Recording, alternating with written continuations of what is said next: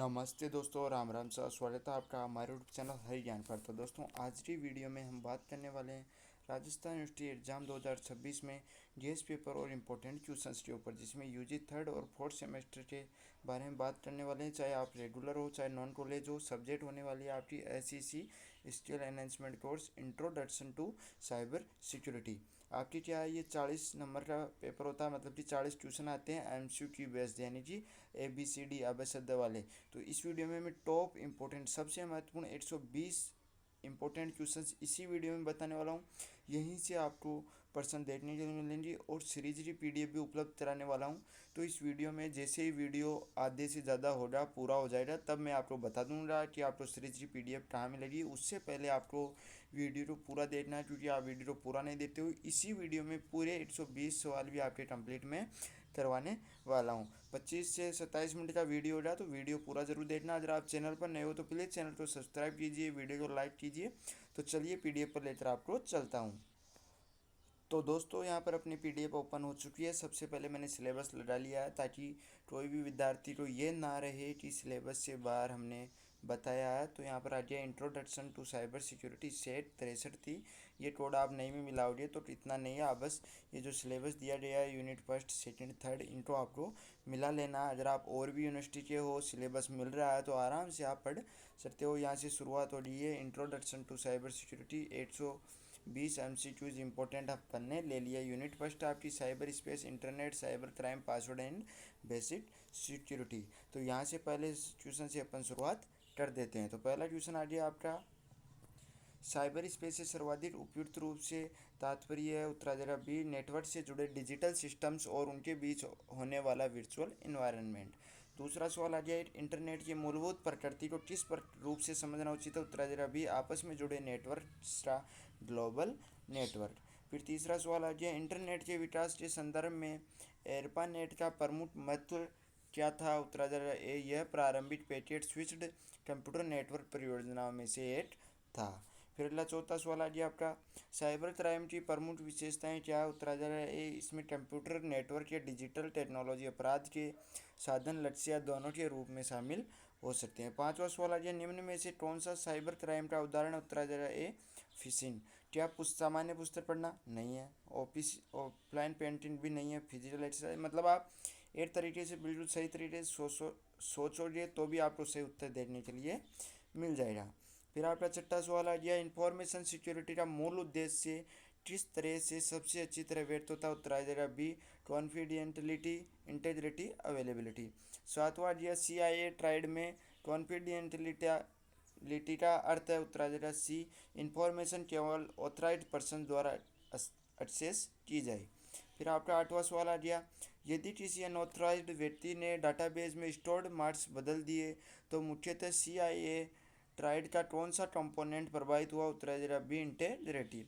नवा सवाल आ गया आपका, किसी ऑनलाइन बैंकिंग सर्वर का लंबे समय तक बंद रहना किस सिक्योरिटी प्रॉपर्टी की फेलर है उत्तर जरा सी, अवेलेबिलिटी का। फिर आ गया आपका 10वां सवाल, कंप्यूटर थ्रेड्स का मुख्य उद्देश्य क्या है उत्तर जरा ए, टेक्नोलॉजी के रिस्पॉन्सिबल और एथिकल यूज के लिए प्रिंसिपल्स निर्धारित करना। 11वां सवाल आ गया, सिक्योरिटी पॉलिसी का मुख्य कार्य क्या होता है उत्तर जरा ए, ऑर्गेनाइजेशन में सिक्योरिटी से संबंधित रूल्स, रिस्पॉन्सिबिलिटीज और एक्सेप्टेबल प्रैक्टिसेस निर्धारित करना। दोस्तों, हम आपके लिए बहुत मेहनत करके वीडियो बनाते हैं, 30-30 मिनट तक एक वीडियो में लगातार बोलते हैं, फिर भी आपका हमारे प्रति रिस्पॉन्स अच्छा नहीं होता है, आप चैनल को सब्सक्राइब नहीं करते हैं। तो प्लीज़ आपसे निवेदन है कि चैनल को सब्सक्राइब करें और वीडियो को लाइक करें, और सभी कॉलेज के ग्रुप्स में अपने साथियों के पास वीडियो को शेयर करें, ताकि आपके साथियों की भी हेल्प हो सके। 12वां सवाल आ गया, ईमेल सिक्योरिटी में फिशिंग से बचने का सबसे प्रभावी व्यवहार कौन सा उत्तर जरा बी, सेंडर और लिंक की ऑथेंटिसिटी वेरीफाई करना। फिर 13वां सवाल आ गया, यदि ईमेल में बैंक अकाउंट बंद होने की धमकी तुरंत देकर लॉगिन लिंक दिया गया है तो ये किस प्रकार के अटैक का संकेत हो सकता है उत्तर जरा ए, फिशिंग का संकेत हो सकता है। फिर 14वां सवाल आ गया, सिक्योर वेब ब्राउजिंग के लिए निम्न में से कौन सा व्यवहार उचित है उत्तर जरा ए, केवल ट्रस्टेड HTTPS वेबसाइट का सावधानीपूर्वक उपयोग करना। 15वां सवाल आ गया, एंटीवायरस सॉफ्टवेयर का मुख्य उद्देश्य क्या है उत्तर आ जाएगा आपका ए, मालवेयर को डिटेक्ट, ब्लॉट या रिमूव करने में सहायता करना। फिर आपका यहाँ पर 16वां सवाल आ गया, एंटीवायरस को रेगुलरली अपडेट करना क्यों आवश्यक? उत्तर आ जाएगा ए, नए मालवेयर और थ्रेड्स की पहचान करने की क्षमता बेहतर करने के लिए। 17वां सवाल आ गया, निम्न में से सबसे मजबूत पासवर्ड का उदाहरण कौन सा? उत्तर आ जाएगा डी, 8 लंबा, यूनिक और रेंडमली जनरेटेड पासवर्ड।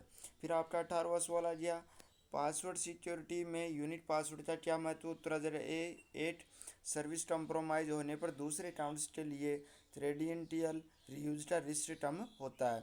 19वां सवाल आ गया, पासवर्ड में केवल जन्म तिथि या मोबाइल नंबर का उपयोग करना क्यों जोखिमपूर्ण है? उत्तर आ जाएगा ए, ऐसी जानकारी अनुमान लगाना अपेक्षाकृत आसान हो सकती है। फिर अगला 20वां सवाल आ गया, टू स्टेप ऑथेंटिकेशन का मुख्य उद्देश्य क्या? उत्तर आ जाएगा ए, लॉगिन में एक अतिरिक्त वेरिफिकेशन स्टेप जोड़कर अकाउंट सिक्योरिटी बढ़ाना। 21वां सवाल आ गया, टू फैक्टर ऑथेंटिकेशन में निम्न में से कौन सा कॉम्बिनेशन अधिक उपयुक्त है? उत्तर आ जाएगा ए, पासवर्ड प्लस OTP। फिर आपका 22वां सवाल आ गया, यदि अटैकर को यूजर का पासवर्ड पता है लेकिन अकाउंट पर टू फैक्टर ऑथेंटिकेशन इनेबल्ड है तो क्या लाभ मिलता है? उत्तर आ जाएगा ए, केवल पासवर्ड जानना पर्याप्त न भी हो सकता है। मतलब कि अगर टू फैक्टर ऑथेंटिकेशन उपलब्ध है, चालू है आपके अकाउंट पर, तो सिर्फ पासवर्ड से अकाउंट नहीं लॉगिन होता, जो पुराना अकाउंट है उस पर एक रिक्वेस्ट जाती है। 23वां सवाल आ गया, पासवर्ड मैनेजर का प्रमुख उद्देश्य क्या? उत्तर आ जाएगा एक ए, अलग अलग स्ट्रॉन्ग पासवर्ड्स को सुरक्षित रूप से मैनेज स्टोर करने में सहायता करना। फिर अगला आपका सवाल आ गया 24वां, पासवर्ड मैनेजर का उपयोग करते समय मास्टर पासवर्ड कैसा होना चाहिए? उत्तर आ जाएगा ए, बी, मजबूत और यूनिक होना चाहिए। 25वां आ गया सवाल, वाईफाई सिक्योरिटी के संदर्भ में इंक्रिप्शन का प्रमुख उद्देश्य क्या? उत्तर आ जाएगा ए, वायरलेस कम्युनिकेशन को अनऑथराइज्ड इंटरसेप्शन से सुरक्षित करने में सहायता करना। फिर आ गया आपका 26वां सवाल, पब्लिक वाईफाई पर सेंसिटिव बैंकिंग ट्रांजैक्शन करते समय मुख्य कंसर्न क्या है? उत्तर आ जाएगा ए, अनट्रस्टेड नेटवर्क पर इंटरसेप्शन और अदर सिक्योरिटी रिस्क का कंसर्न हो सकता है। 27वां सवाल आ गया, सिक्योर वाईफाई के लिए निम्न में से कौन सा बेहतर प्रैक्टिस है? उत्तर आ जाएगा ए, स्ट्रॉन्ग वाईफाई पासवर्ड और मॉडर्न सिक्योरिटी प्रोटोकॉल का उपयोग। फिर अगला आपका 28वां सवाल आ गया, पासवर्ड रीयूज से क्या समस्या हो सकती है? मतलब कि एक ही पासवर्ड को दोबारा रीयूज करने से एट साइड का पासवर्ड लीक होने पर दूसरे अकाउंट्स भी जोखिम में पड़ सकते हैं। मतलब कि आप जैसे सभी सोशल मीडिया अकाउंट्स पर एक ही पासवर्ड रखोगे तो 8 सोशल मीडिया हैक हो जाएगा अकाउंट आपका, तो दूसरा भी हैक होने की संभावना है। 29वां सवाल आ गया, निम्न में से कौन सा ईमेल सिक्योरिटी का सबसे अच्छा प्रैक्टिस है? उत्तर आ जाएगा बी, सेंडर आइडेंटिटी और अटैचमेंट लिंक की ऑथेंटिसिटी जांचना। फिर आपका 30वां सवाल आ गया, यूनिट 8 में संदर्भ में लेयर्ड सिक्योरिटी का सर्वोत्तम उदाहरण कौन सा? उत्तर आ जाएगा B, strong password plus two step verification यानी factored authentication, antivirus securing browsing plus security awareness. तो यहाँ पर आपकी एक यूनिट कंप्लीट हो चुकी है, यहाँ से आपकी सेकंड यूनिट शुरू हो रही है। अगर आप वीडियो को देखते हुए यहाँ तक आ रही हो तो प्लीज़ चैनल को सब्सक्राइब करना और वीडियो को लाइक करना, सभी दोस्तों के पास वीडियो शेयर करना। कोई भी सवाल पूछना हो कमेंट कर सकते हो, या इंस्टाग्राम पर भी पूछ सकते हो, टेलीग्राम पर भी पूछ सकते हो, दोनों की लिंक डिस्क्रिप्शन में। अभी तक मैं हर क्वेश्चन को मार्क कर रहा था और आंसर को भी मार्क कर रहा था, पर अब ऐसा नहीं करूँगा क्योंकि 8 मिनट हो चुकी है। ऐसे इधर करूँगा तो फिर 35 मिनट का वीडियो हो जाएगा। अब डायरेक्ट आपको क्वेश्चन बोला जाएगा, फिर उत्तर का ऑप्शन बोल के उत्तर बोल दिया जाएगा। 31वां सवाल आ गया आपका, विंडोज सिक्योरिटी में नियमित अपडेट्स इंस्टॉल करने का मुख्य उद्देश्य क्या है? उत्तर आ जाएगा ए, नॉलेज वल्नरेबिलिटीज़ को पेश करने में सहायता करना।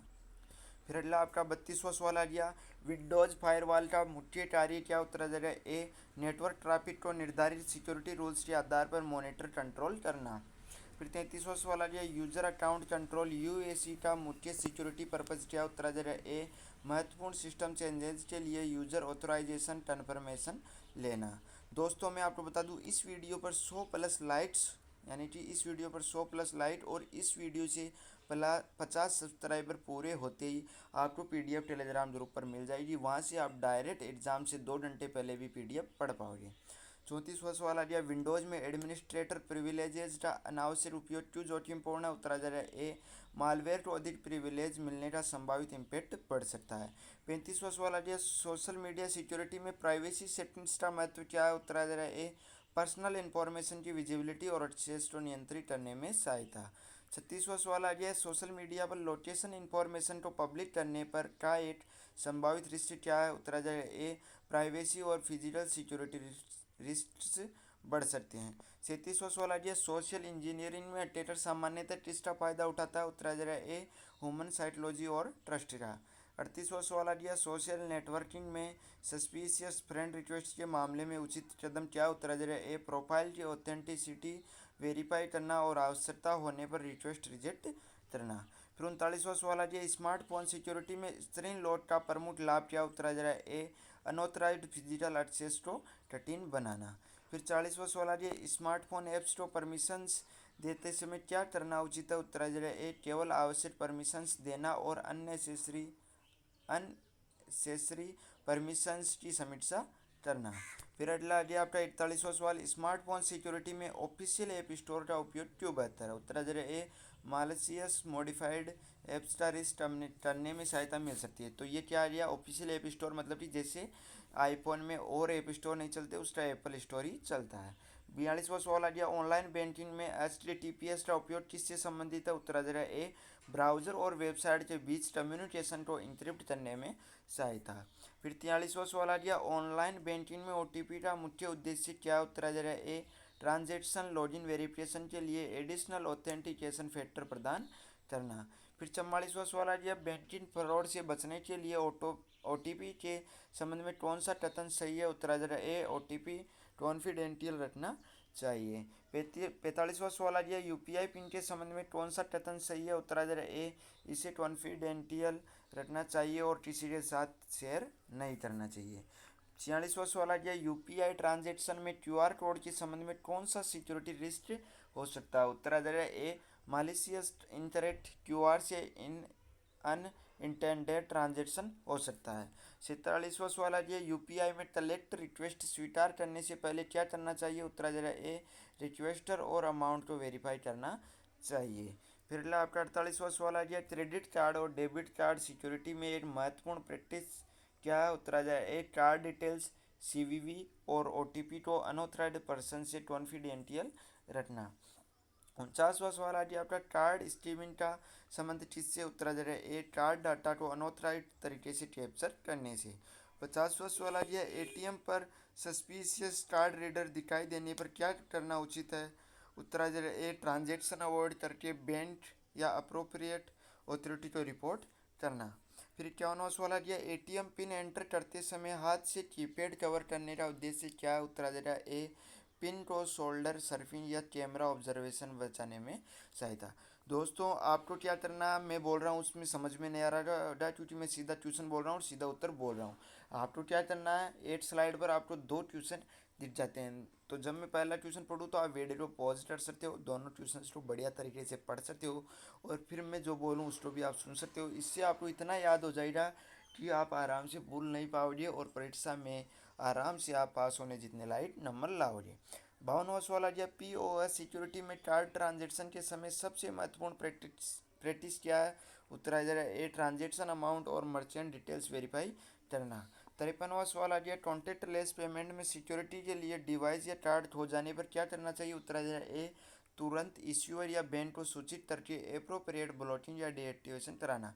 मतलब कि अगर आपका क्रेडिट डेबिट कार्ड खो गया या क्रेडिट कार्ड खो गया तो आपको ये हो सकता है कि कोई पैसे ना निकालने, अगर उसको पिन वगैरह पता है तो क्या करना चाहिए, जो आपको इशूअर मतलब कि कोई भी फाइनेंस वगैरह बैंक है या कोई भी है तो उसको सूचित करके आप अपना कार्ड ब्लॉक या डिएक्टिवेट करा सकते हो, जिसके बाद में वो काम नहीं करेगा।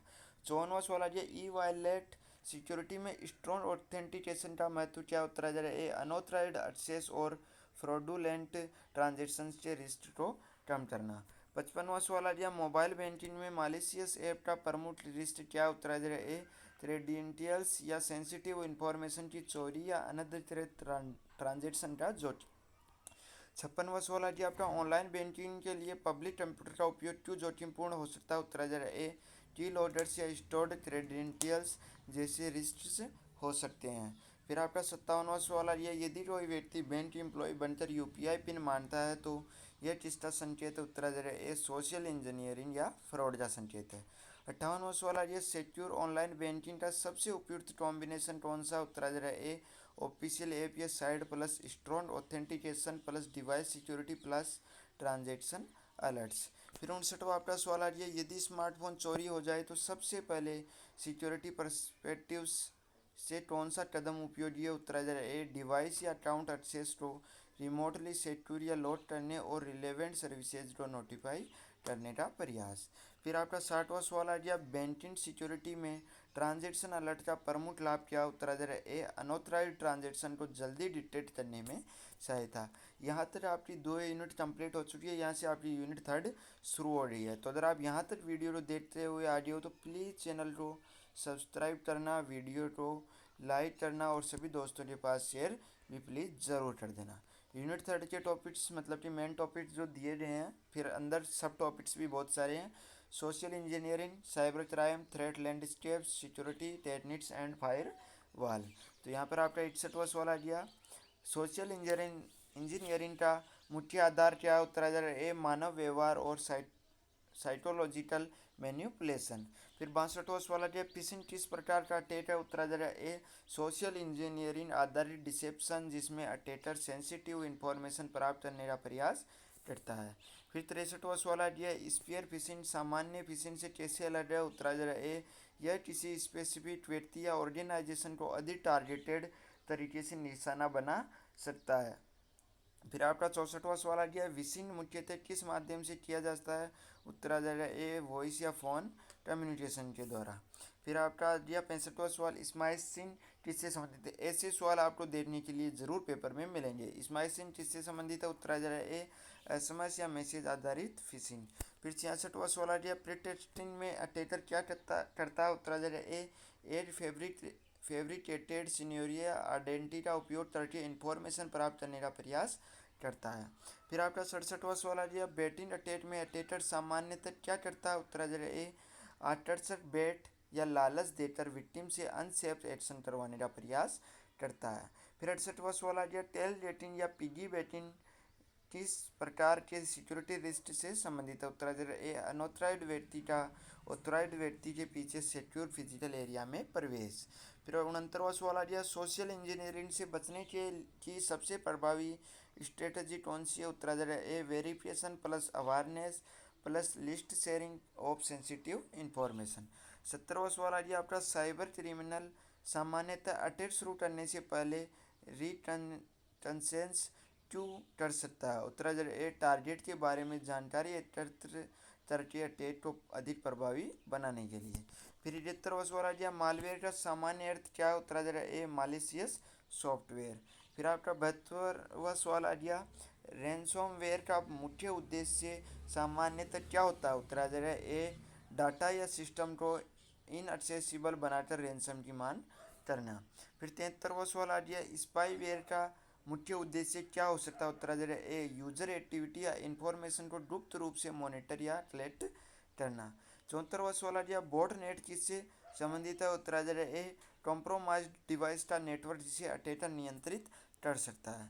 फिर अगला आपका 75वां सवाल आ गया DDoS अटैक का प्रमुख उद्देश्य क्या होता है? उत्तर आ जाएगा ए सर्विस या रिसोर्स को अत्यधिक मालिशियस ट्रैफिक या रिक्वेस्ट से अनअवेलेबल करना।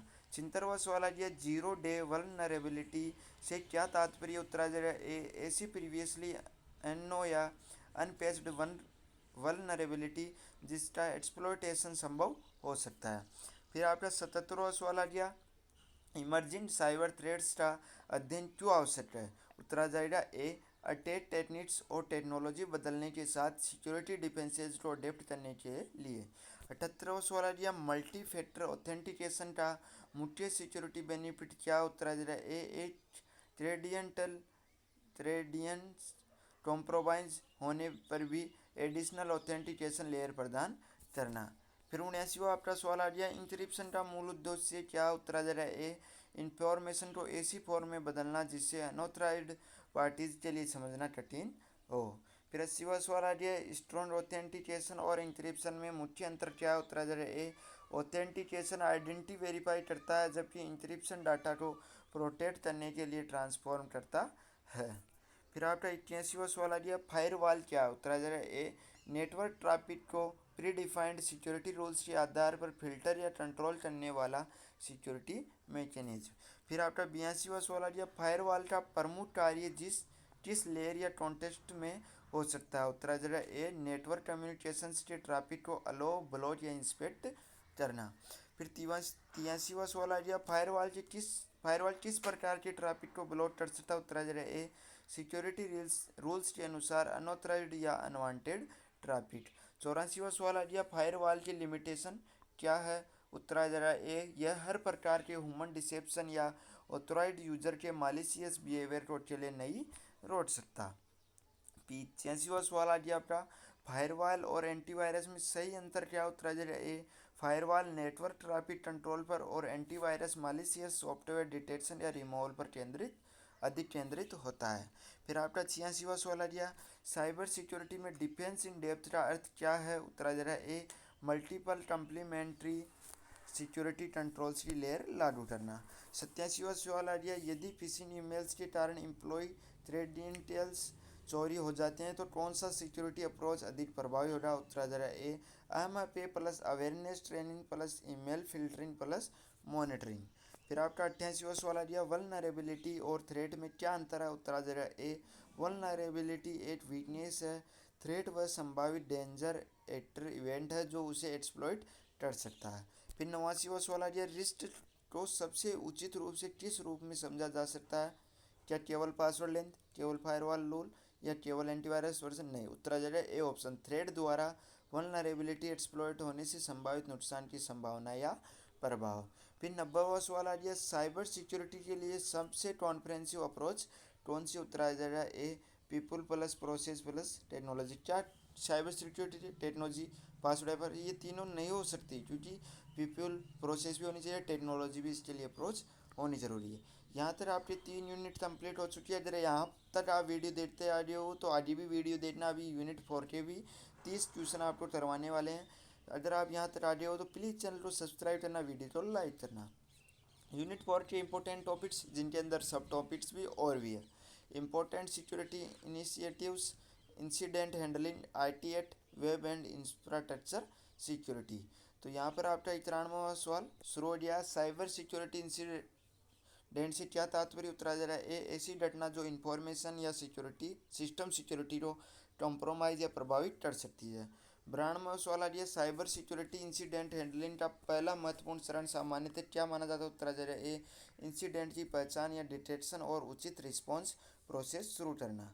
फिर आपका 93वां सवाल आ गया, इंसिडेंट रिस्पॉन्स में कंटेनमेंट का उद्देश्य क्या? उत्तर आ जा रहा है ए, इंसिडेंट के फैलाव और आगे के नुकसान को सीमित करना।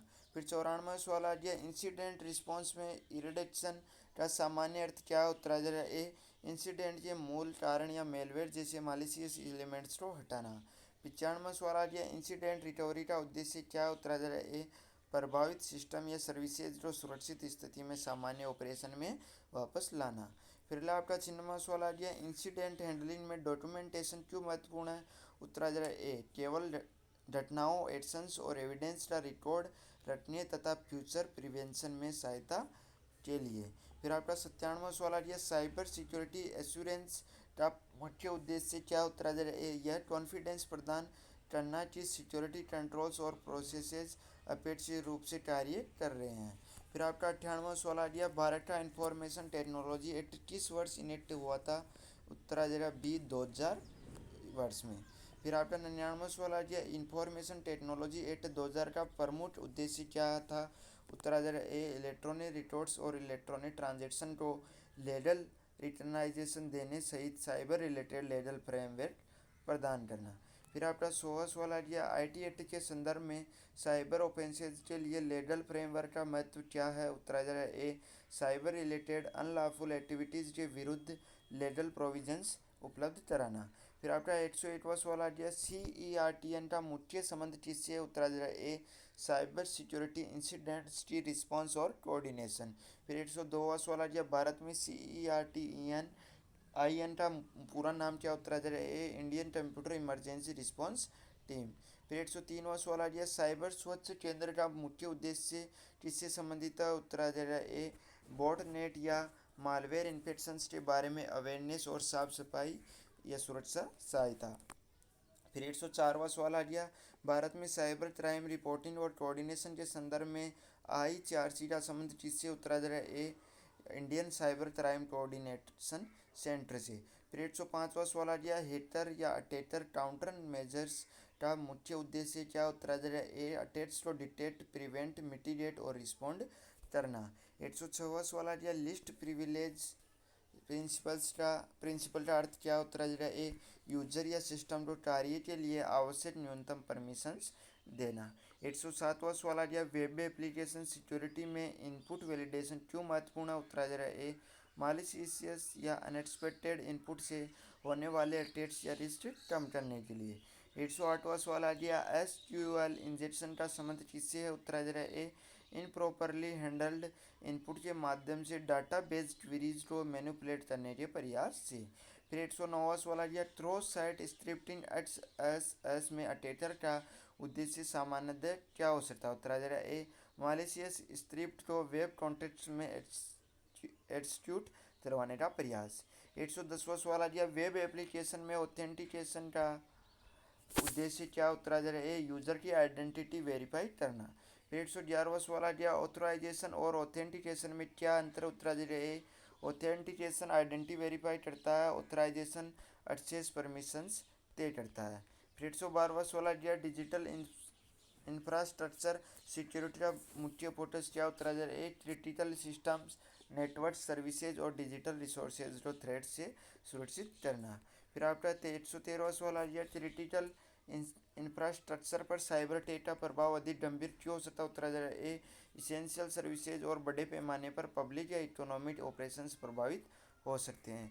फिर 114वां सवाल आ गया, डिफेंसिव प्रोग्रामिंग का उद्देश्य क्या? उत्तराधिकारी ए प्रोग्राम को अनएक्सपेक्टेड इनपुट फेलर्स और सिक्योरिटी थ्रेट्स के प्रति अधिक रिसाइलेंट बनाना। फिर 115वां सवाल आ गया, डिफेंसिव प्रोग्रामिंग में इनपुट वैलिडेशन का प्रमुख लाभ क्या? उत्तराधिकारी ए इनवैलिड या मालिशियस इनपुट को नियंत्रित करने में सहायता। फिर अगला आपका 116वां सवाल आ गया, इंफॉर्मेशन डिस्ट्रॉइंग का उद्देश्य क्या? उत्तराधिकारी ए सेंसिटिव इंफॉर्मेशन को इस प्रकार हटाना कि अनऑथराइज्ड रिकवरी कठिन हो। फिर आपका 117वां सवाल आ गया, केवल फाइल को रिसाइकल बिन में भेजना सेंसिटिव डाटा डिस्ट्रैक्शन के लिए पर्याप्त क्यों नहीं माना जाता? उत्तराधिकारी ए डाटा को कुछ परिस्थितियों में रिकवर किया जा सकता है। फिर 118वां सवाल आ गया, सिक्योर डाटा डिस्पोजल में रिकवरी का संबंध किससे है? उत्तराधिकारी ए लॉस्ट या करप्टेड डाटा को उचित बैकअप या रिकवरी मैकेनिज्म से पुनः प्राप्त करने से। फिर आपका 119वां सवाल आ गया, सेंसिटिव इंफॉर्मेशन को सुरक्षित रखने का उपयुक्त कॉम्बिनेशन कौन सा? उत्तराधिकारी A encryption plus access control plus secure storage plus proper disposal. फिर आपका 120वां सवाल आ गया, किसी ऑर्गेनाइजेशन के लिए कॉम्प्रहेंसिव साइबर सिक्योरिटी फ्रेमवर्क में निम्न में से कौन सा कॉम्बिनेशन सबसे उपयुक्त है? उत्तराधिकारी A prevention plus detection plus incident response plus recovery plus user awareness. तो दोस्तों यहाँ पर आपके 120 पूरे के पूरे MCQ बेस्ड क्वेश्चंस कंप्लीट हो चुके हैं। अगर आपको वीडियो पसंद आया हो तो प्लीज़ वीडियो को लाइक करना, चैनल को सब्सक्राइब करना, सभी दोस्तों के पास वीडियो को लाइक करना। आपको ये पूरे 120 क्वेश्चंस की PDF आपको अपने TG यानी कि टेलीग्राम ग्रुप हरी ज्ञान पर मिल जाएगी। कोई भी सवाल पूछना हो तो कमेंट कर सकते हो या टेलीग्राम इंस्टाग्राम पर भी पूछ सकते हो। उन दोनों की लिंक डिस्क्रिप्शन में है। धन्यवाद। जय हिंद, जय भारत।